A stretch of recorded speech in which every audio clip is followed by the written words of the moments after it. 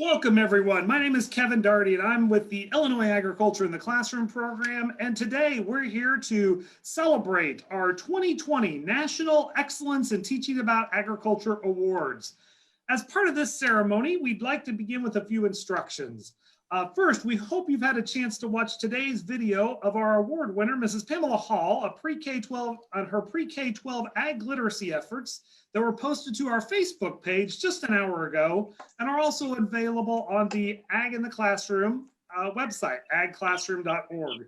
Ms. Hall and her state contact from Virginia, Tammy Maxey, will be given a few minutes to speak about Ms. Hall's agricultural literacy efforts shortly. After that, we'll open it up to questions, so please type your questions into the chat box on Facebook Live. We're recognizing our national winners a little differently this year. Because of the COVID-related social distancing issues, we've had to cancel our national conference in Salt Lake City.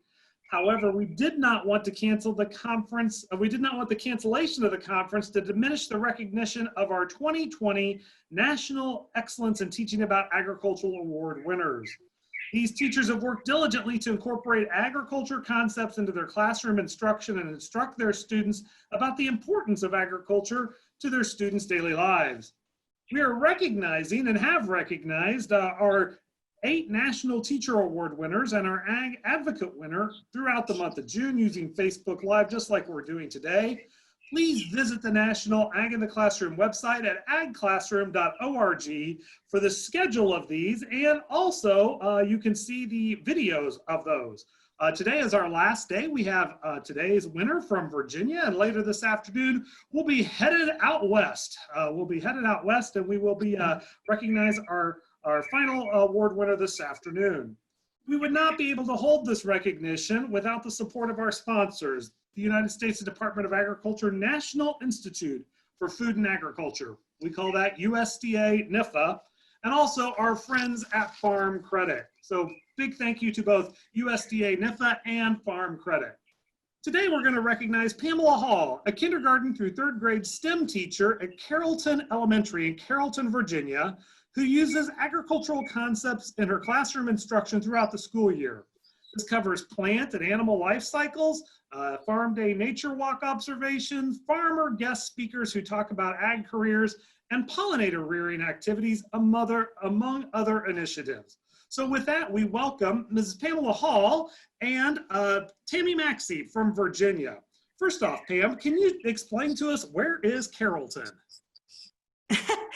Great question. So Carrollton, Virginia is about an hour from Virginia Beach. Most people are familiar with Virginia Beach. Carrollton is a suburban community, and also we have a pretty large military population as well. And then the outskirts of Carrollton, our county is Isle of Wight County, and that county has a lot of rural areas, but Carrollton is a little bit more suburban than it is rural. And are you on the coast then, like Virginia Beach? Or so more inland? We're not that close. I would say we're more coastal than inland. So Virginia Beach is about 45 minutes away. Gotcha. Okay. So flat land. Okay. Totally flat land. For all of us, we like to get that visual to see where they're at. Can you explain to us about your nature observation walks and your pollinator activities that you use to educate your students? Sure. So first of all, I just want to say, I always ask the students what they want to learn, because when they're interested and invested, then they're going to learn even more. So I like to feed into their interests and then connect what they want to learn to all the standards. So kind of work backwards and make sure that I'm incorporating math and reading and writing, all of the other curricular areas. And what I love about agriculture in the classroom lessons is they also incorporate the 5 C's, which is communication. They've got to work together and collaborate, and critical thinking, When we do the bee rearing, they've got to do hive inspections and they have to see, well, what is working? Where is the queen laying the eggs? Why is it working like that? Do we need to change it up? And that involves critical thinking and problem solving. It involves tracking and keeping journals. The nature walks, I actually learned how important that is from attending an agriculture in the classroom workshop.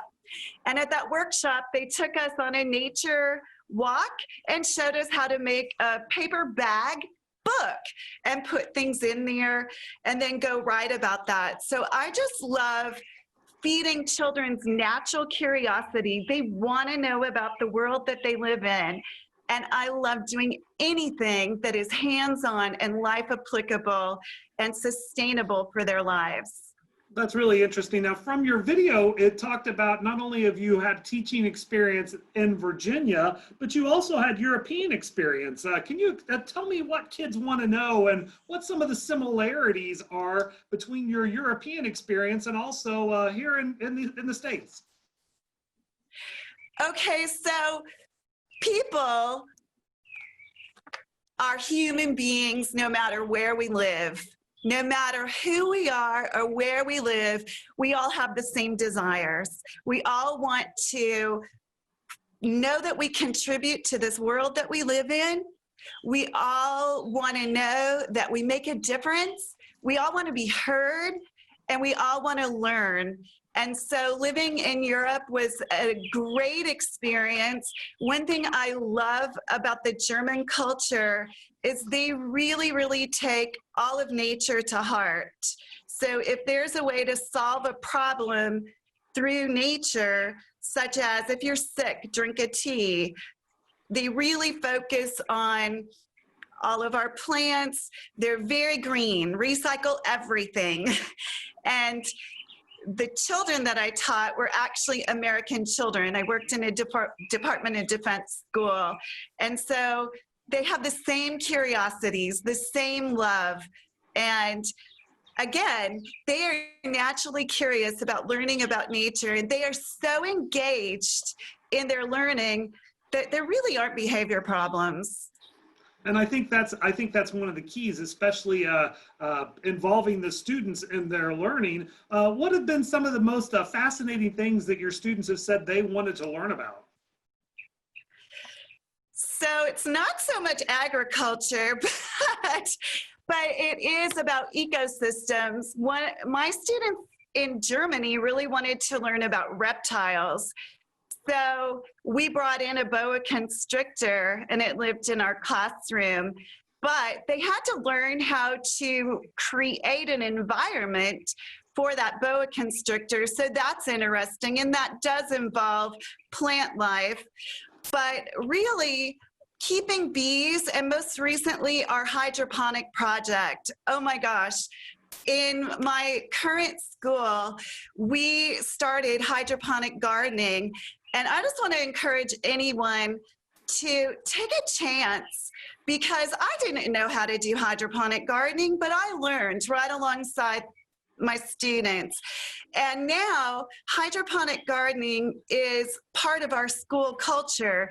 We didn't get to go all the way to the finish line, but we have it established in our school, and that will continue for year after year. And the students are so fired up about it.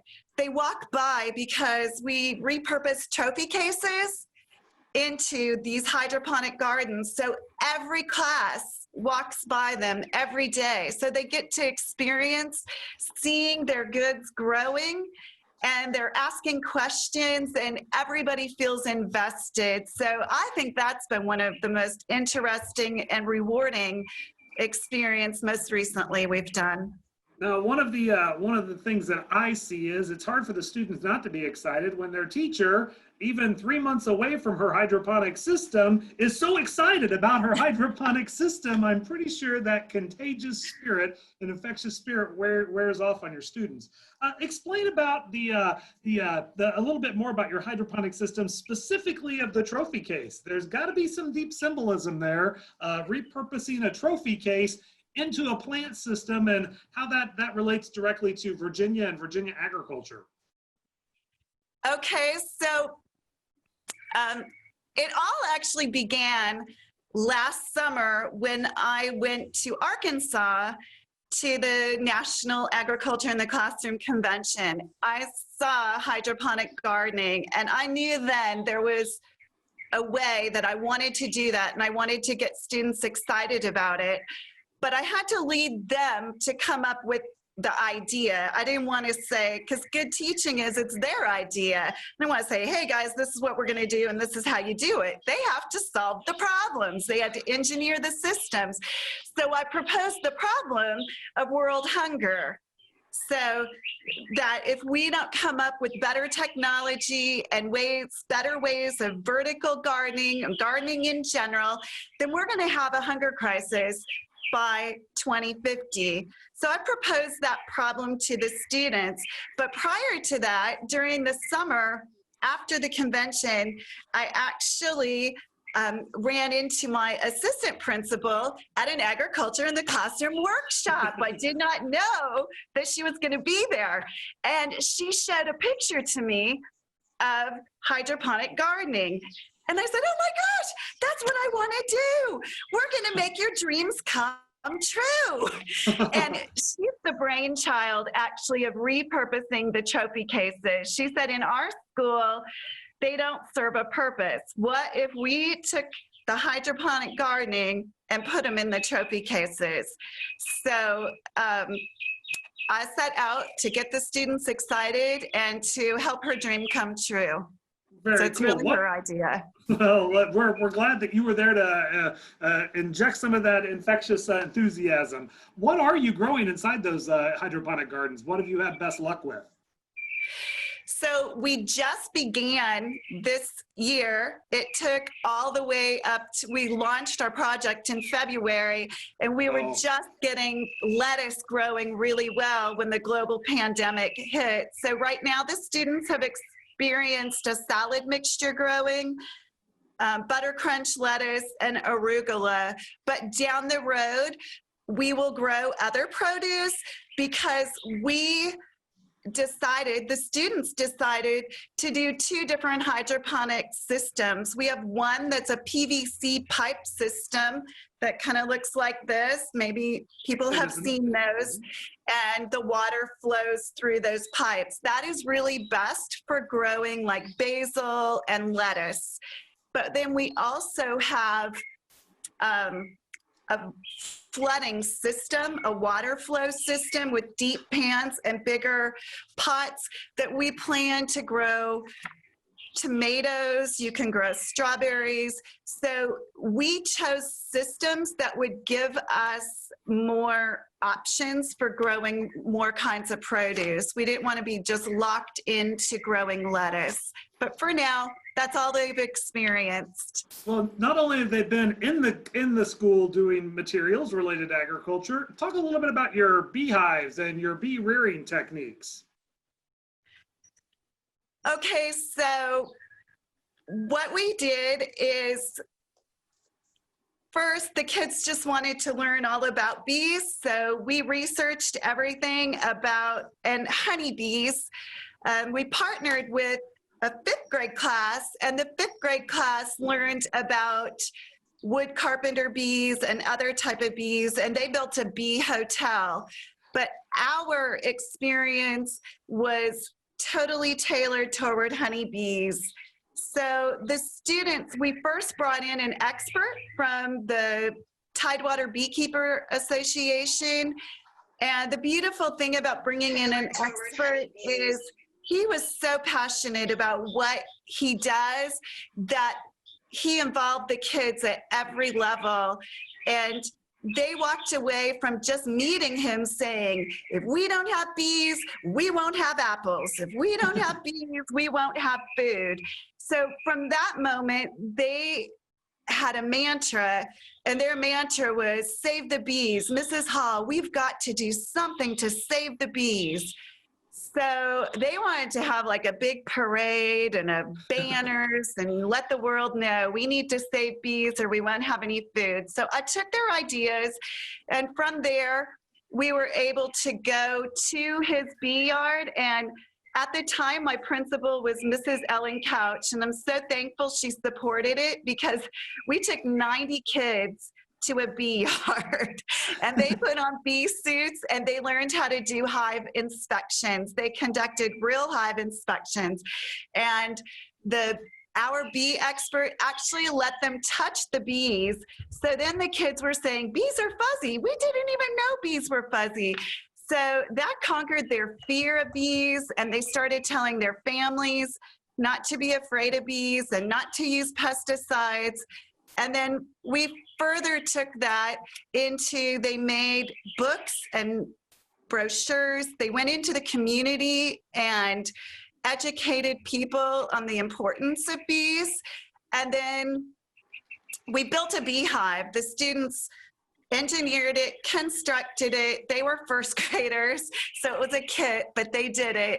They built the beehive, and then we had a big ceremony. We did this twice, actually, 2 years in a row, where they donated the hive to our high school program, the Land Lab. So I'm also thankful for the teacher, Mr. Brittle, and the farm manager, Mr. Judkins, because they worked with us and supported us. But anyway, the kids built the hive, donated the hive, and learned and showed them how to manage the hive. And over time, the high schoolers have actually harvested honey from those hives. So that's it in a nutshell. There's so much more. So much more. Couple of things that I'll bring out of that I heard. You're a K-3 STEM teacher, but you're talking about working with the fifth graders and the high school. Your experience with ag and showcasing agriculture and your passion goes district-wide. You mentioned a couple of other teachers, but how does a K-3 teacher end up helping with high schoolers and fifth graders and others? So I know that I don't know everything, and I use every resource at my disposal, and I would encourage anyone to do that. You've got in your community, you have the Farm Bureau. We've had them come in. I absolutely love working with Tammy Maxey because I ask her, who do you know that can do this? And so she helps me connect up with people in the state. I just reach out in our district, and it's really more valuable for students because they have role models and broader, deeper, richer experiences when you partner up with other people and experts. And I have found those experts and the high schoolers, they actually behave better because now they know they're role models for my little people. And it's just a beautiful partnership. I would encourage anyone to do a partnership. But I forgot to mention Mrs. Jordan Jones. She's our 4-H extension agent, and I've partnered with her for the hydroponic project. So look in your community. There are people that want to support you. And of course, your state representative and your state Agriculture in the Classroom website and the national Agriculture in the Classroom website. Yeah, we appreciate that. Now let's go to talking a little bit about national. That's a good transition. You were at the National Ag in the Classroom conference last year in Arkansas. You talked about learning the hydroponics, but also in your video, you talked about a highlight of meeting Dr. Temple Grandin. Explain to folks how that has impacted your teaching. Well, I found her totally fascinating, and she really touched my heart because I've worked with children all across the autism spectrum. Oftentimes, as a first grade teacher, we receive children that actually haven't been officially identified as being on the spectrum, and often they're misunderstood. And I find that animal husbandry, nurturing the animals, nurturing plants really helps them. And Dr. Temple Grandin's story touched me because I also have a dear friend that has a son on the autism spectrum. And I just want the world to know that these minds are beautiful minds. Every single one of us is valuable and special. And using Dr. Temple Grandin as a resource, my students have learned that we all have beautiful minds and we all have a place in this world and we all have a gift and talent that can contribute to a better future. And my students learned about the cattle industry. Honestly, they didn't even know where roast came from, a lot of them. And we used her lesson on how to redesign, like what would you do to help the cattle to load so that they're not scared, and just using your mind to benefit others, I guess. But she's super inspiring. I've read 3 of her books and I read her books to my students. Very good, very good. And you touched on another question that's popped up in the chat box about the work with animals. Can you share a little bit more about your work with animal lessons and your animal husbandry projects that we heard about in your video? Okay, so I had just gotten started with that, and then I switched schools.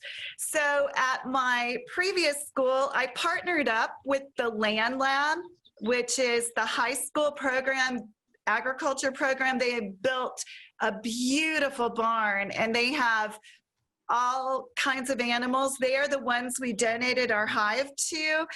But what we did is we visited the farm at every season, so at least once a quarter, so the children could see the animal life cycles for real. And then I had some of my students that had challenges with understanding their emotions or what to do when they were angry.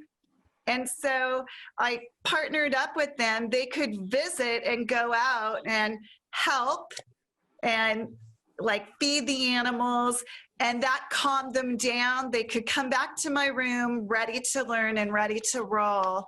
And so for the future, I would like to expand a program like that where I am, the school that I'm at now. Another feature that you talked about was bringing in guests and farmer speakers. Can you give us a highlight of what the students have gained from some of your guest speakers who've come in to visit? Well, I've already talked about the Beekeeper Association coming in, and one of my students was so greatly inspired. That was 2 years ago, so it was a first grader. He's now in 3rd grade, and he is a beekeeper. His family has supported him, and he is currently keeping bees. And the expert that came in mentors him. So I love that I can be a connector. I don't have to do it all by bringing in experts. Another expert I brought in was actually a scientist of one of my students, and she taught my students how to make proper soil.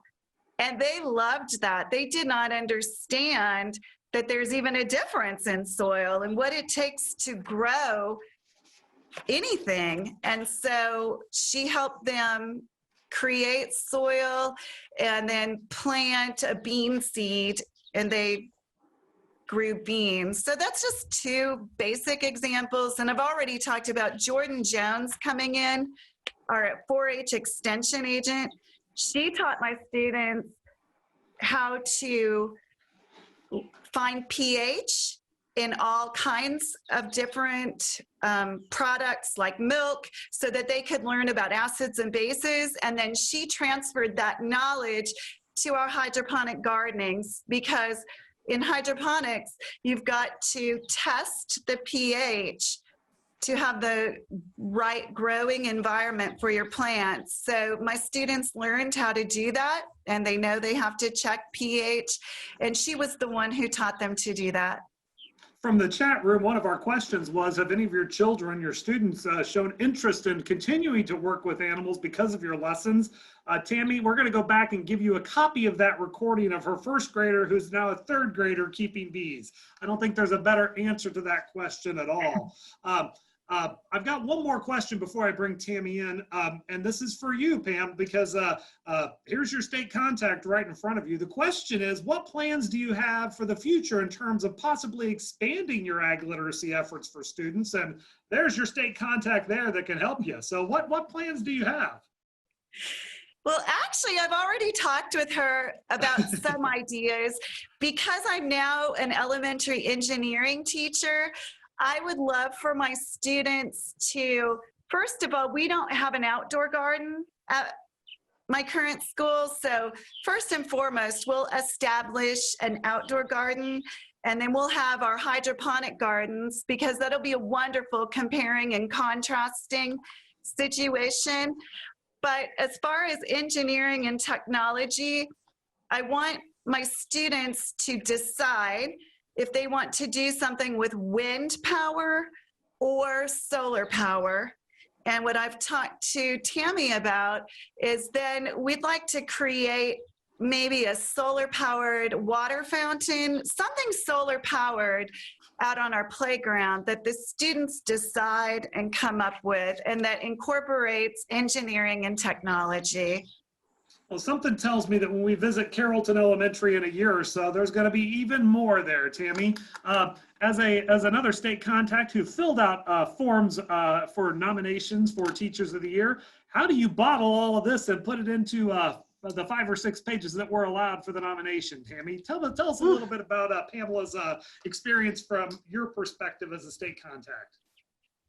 Pam is a fireball, and that with that comes a bundle of energy, a bundle of ideas, and a bundle of passion for teaching about agriculture, teaching children in general, making a positive impact on their lives. That you can tell when you have one of those natural educators that that's what they want to do. They want to teach children and help shape their lives so that they become productive individuals. She mentioned bits and pieces about that as you've given her interview questions throughout the last few moments. And you can just tell she has a love for children.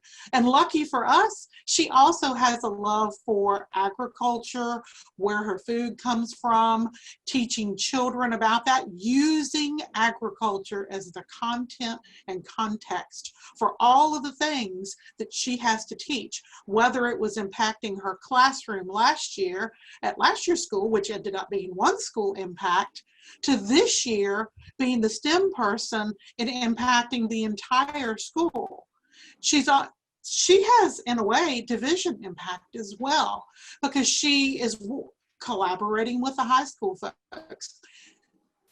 What she's doing is giving her students at a young age that career awareness, career ideas, interest in what's the next chapter that they want to do in their lives, whether it become a part of the land lab piece, whether it be working with food science, whether it's working with pollinators. And in the part of the state she lives in, it is highly agricultural.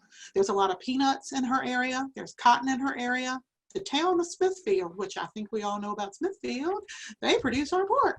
That's all in her county. So she has a lot that the children that she has today, years from now, think about the impact that they will have in our state and our community and wherever they land in life. So she is just an excellent representative for us and really shows the passion of an agriculturally literate educator. Well, thank you, Tammy. Appreciate that. And Pam, we've got just a minute or so left. If you could encourage people to, your teachers, the fellow teachers watching this, what's one easy way to get started in integrating agriculture into your classroom? Just begin. Don't be afraid to fail. Just start. Ask your kids, what do they want to learn? And like I did, my assistant principal thought I knew all about hydroponic gardening. And I said, no, not really. We're doing it. And I learned right alongside of them. So fail forward, don't be afraid. Just be a role model for your students. A super easy way is technology is a huge thing. You can go to the National Agriculture Classroom. All of a sudden, I'm all National Agriculture in the Classroom website, and click on students. And underneath students, there are games, agriculture games for students. That's an easy way that actually you don't even have to lead that. Just show them how to use those apps and put them on your electronic device in your classroom and let them use that as one of their stations as a choice. Go to your state representative, find the people in your community. They want to help you, the Farm Bureau. Go to the National Ag in the Classroom website. People really want to help you. So just start. That's great. Well, thank you very much. And that website again is agclassroom.org. You can follow us on Facebook as well. Just look up Ag Classroom and National Agriculture in the Classroom. And with that, congratulations again. Congratulations on your honor. Obviously, infectious enthusiasm. We really appreciate that. Congratulations to our winner, Pamela Hall from Carrollton Elementary School in Carrollton, Virginia, and to our state contact, Tammy Maxey. We'd like to thank you all for participating today in our 2020 Excellence in Teaching About Agriculture Award recipient, and joining us with Pamela Hall. She does set a great example for how ag concepts can be effectively used in classroom instructions, and we hope that you've learned something from today's recognition ceremony and are just a little bit more inspired. We invite you to join us for our last one scheduled for this afternoon, Friday, June 19th at 2 p.m. Eastern, when we recognize Ryan Ferry of Utah. We're going out to Utah. So we'll end in Utah, and we couldn't do this again without the generous support and sponsorship of our sponsors of this award, the United States Department of Agriculture, National Institute of Food and Agriculture, NIFA, and our friends at Farm Credit. With that, again, congratulations to Pam Hall from Carrollton Middle School and Carrollton Elementary School in Carrollton, Virginia, and her state contact, Tammy Maxey from Virginia Farm Bureau. Everybody, we'll see you this afternoon. Thanks again for joining us.